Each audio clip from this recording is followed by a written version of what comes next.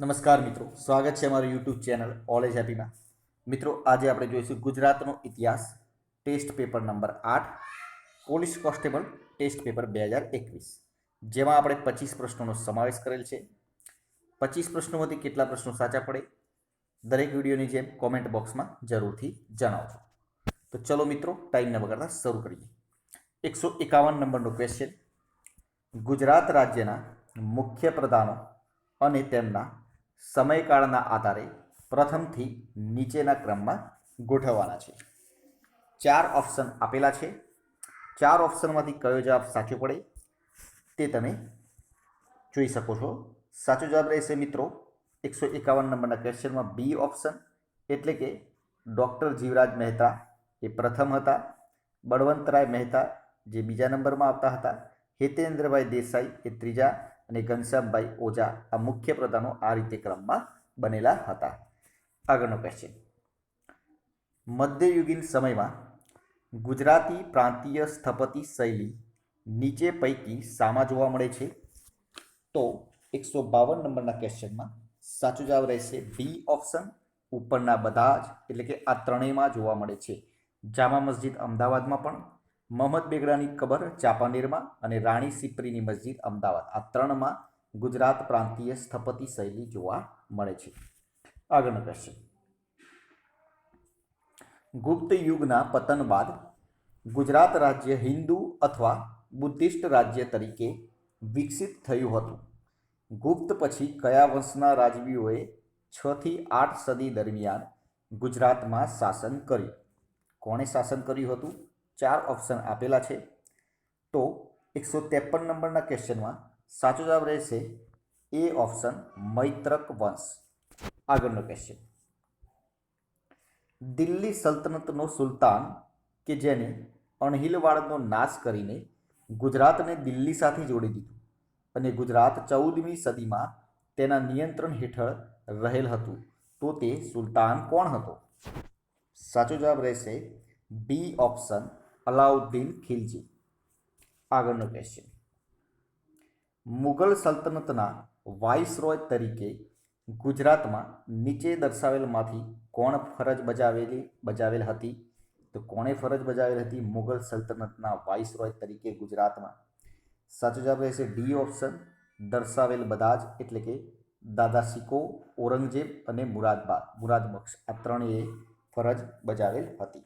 આગળનો ક્વેશ્ચન 156 નંબરનો ક્વેશ્ચન: સિંધુ સંસ્કૃતિનું સૌથી મોટું ભારતીય સ્થળ કયું છે? તો સિંધુ સંસ્કૃતિનું સૌથી મોટું ભારતીય સ્થળ ધોળાવીરા છે. આગળનો ક્વેશ્ચન: ગુજરાતમાં નાયકા આદિવાસી ચળવળની આગેવાની કોણે કરી હતી?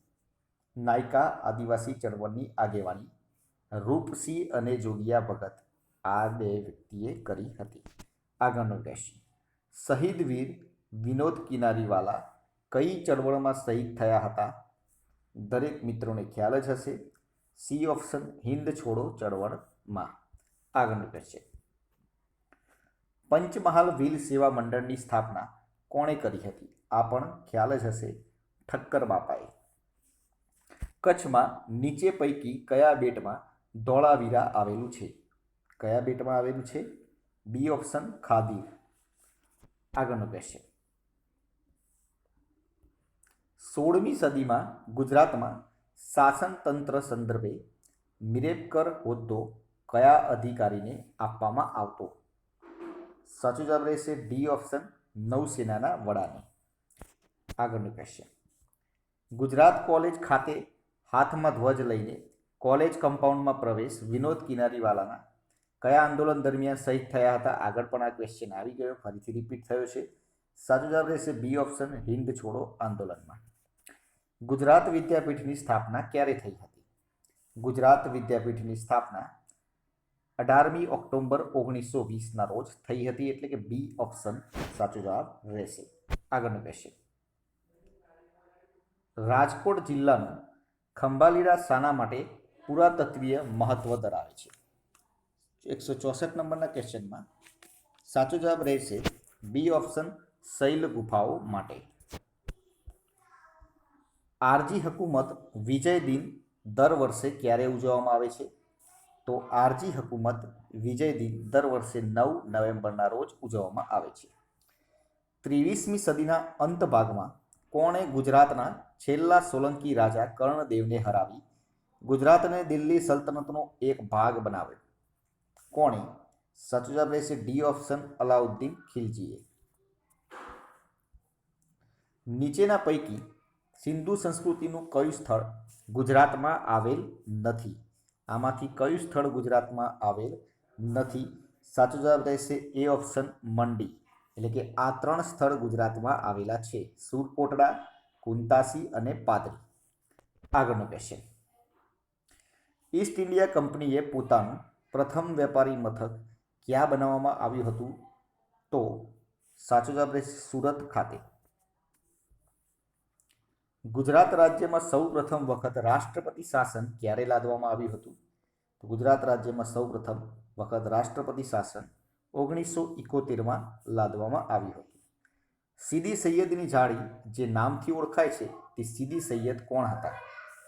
સાચો જવાબ રહેશે ડી ઓપ્શન, ગુલામ હતા. આગળનો ક્વેશ્ચન. 1947માં ગુજરાતના કયા રજવાડાએ ભારતીય સંઘમાં જોડાવાના કરાર ઉપર સહી કરવા ઇનકાર કરેલો હતો? દરેક મિત્રોને ખ્યાલ હશે, જૂનાગઢ. ગિરાસદારી પ્રથા નાબૂદ કરતો સૌરાષ્ટ્ર જમીન સુધારણા કાયદો એટલે કે સૌરાષ્ટ્ર લેન્ડ રિફોર્મ્સ એક્ટ કયા વર્ષે અમલમાં આવેલ હતો? 172માં. સાચો જવાબ રહેશે બી ઓપ્શન, 1951માં. શ્રી મોહનલાલ પંડ્યા અને શંકરલાલ પરીખ કઈ ચળવળ સાથે સંકળાયેલ હતા?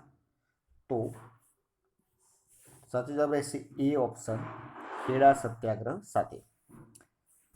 174 નંબરનો ક્વેશ્ચન. નીચેના પૈકી કયા વાક્યો સાચા છે?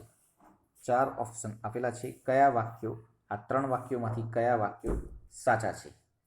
તો 174માં સાચો જવાબ રહેશે ડી ઓપ્શન, 1, 2 અને 3. એટલે કે આ 3 વાક્યો સાચા છે. એટલે કે ભારતના ભાવનગરના વિકાસમાં તખતસિંહજીનો ફાળો છે. જામ રણજીતસિંહના કાળમાં જામનગરનો વિકાસ થયેલ હતો. મધવરાજ ભગતસિંહજીનો ગોંડલના વિકાસમાં અગત્યનો ફાળો છે. એટલે કે આ 3 વાક્યો સાચા છે. And last question. ચંદ્રગુપ્ત મૌર્યએ પશ્ચિમ ભારત સૌરાષ્ટ્ર પર વિજય પ્રાપ્ત કરેલ હતો તેની નીચે દર્શાવેલ કયા શિલાલેખના લખાણમાં સાબિતી મળે છે? સાચો જવાબ રહેશે એ ઓપ્શન, રુદ્રદામનનો જૂનાગઢમાં આવેલ શિલાલેખ. તો મિત્રો, આ હતા આપણા આજના 25 ક્વેશ્ચન. આ 25 ક્વેશ્ચનમાંથી કેટલા પ્રશ્નો સાચા પડ્યા કોમેન્ટ બોક્સમાં જરૂરથી જણાવજો. વિડીયો પસંદ આવ્યો હોય તો વિડીયોને લાઇક કરવાનું ના ભૂલતા, પોતાના મિત્રો જોડે શેર કરજો, ચેનલને સબસ્ક્રાઈબ કરવાનું ના ભૂલતા, જેથી કરીને આવનાર દરેક વિડીયોની નોટિફિકેશન આપને સૌપ્રથમ મળી રહે અને આપની તૈયારીમાં વધારો થઈ શકે. કાલે ફરીથી નવા વિડીયો સાથે મળીશું. જય હિન્દ, જય ભારત.